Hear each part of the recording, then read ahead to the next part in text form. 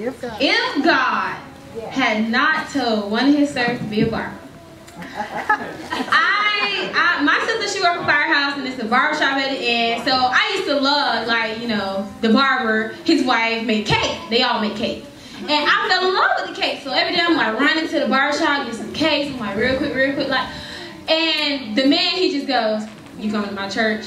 And that became every day. So I'm like dodging him. I'm like, man, I really want this cake, but I don't want to invite me to the church. And then I had been to so many different churches, and all they would stand up and talk about was their financial blessings.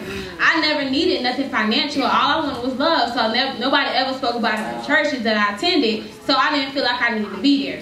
So I'm like, I ain't trying to go to this church. I'm like, hey, go buy me a piece of cake in that barbershop right there. And so, you know, after so long, me and my sister, even my sister got to the point where when she seen him walking there with shit, duck behind time, like, tell that man I'm not his. So I thank God for allowing him to constantly pursue us and invite us to the church, you know. And now I'm testifying of being a saved young Christian. Like, being so young and saved, I tell you, it's the happiest parts of my life. Like, I tell you, I wouldn't give it or change it for nothing. That's right.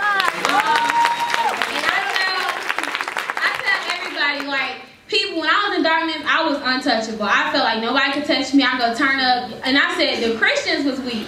So now when I look at it, I looked in the mirror and I'm like, God, like, what's so special about me? Like, why love me after all I did? And, you know, something came to my mind, like, your strength is not coming from, you know, walking with God. That's the easy part. Your strength is coming from not going back to what you was. So when I look at it, I'm like, I'm stronger.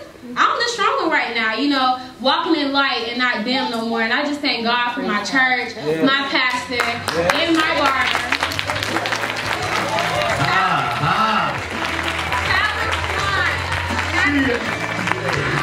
And I tell you, I had a minute. She got time. You got a minute? Yeah, I had a minute and 5. So,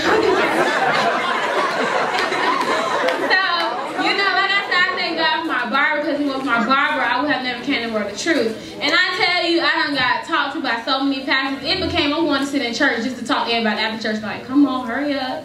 I need to see what they're doing. Because I didn't want to be there. But I thank God, when I came here, my pastor is the only one who could talk me out of what I was doing. Only one who made me feel bad. Not feel bad, but really helped me really see that what I was doing was wrong and Christ was right. So I just thank God for my Word of Truth family, my pastor, my barber, and his wife for them cake, because he went for them cake.